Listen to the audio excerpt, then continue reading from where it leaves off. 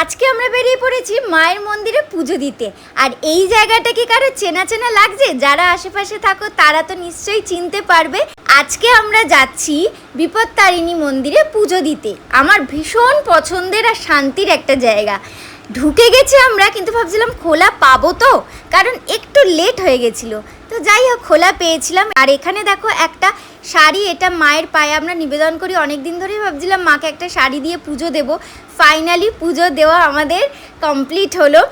আর সাথে আমরা খুব ভালো করে বসে মায়ের পা ছুঁয়ে প্রণাম করতে পেরেছি, কিন্তু তখন ভিডিও নেওয়া হয়নি। এই যে তোমরা মায়ের মুখ দর্শন করে নাও।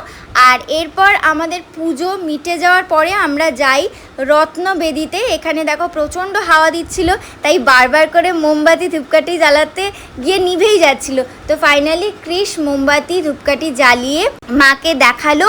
আর তারপরে আমিও মাকে একটু প্রণাম সেরে নিয়ে আমরা বেরিয়ে পড়লাম। আর তোমরা কারা কারা রাজপুর বিপত্তারিণী বাড়িতে গেছো আমাদের কমেন্ট করে জানিও।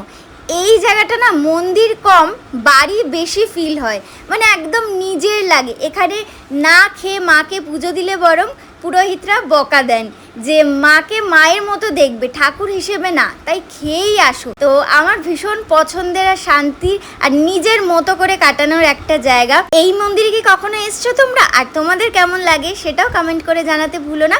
মন্দিরের ভিতরের সাথে সাথে মন্দিরের বাইরেটাও তোমাদের দর্শন করিয়ে দিলাম। আর এরপর গোপুসোনাকে এসে বলছিলাম, নে মায়ের একটু প্রসাদ, তুইও খা আমরাও খাই। আর তোমাদের এই ভিডিওটা কেমন লাগলো জানিও। আর আমার গোপুসোনাকে দেখো লাড্ডুর সাথে সাথে প্যারা হাতে নিয়ে মিষ্টি করে বসে খাচ্ছে, কি কিউট তাই না?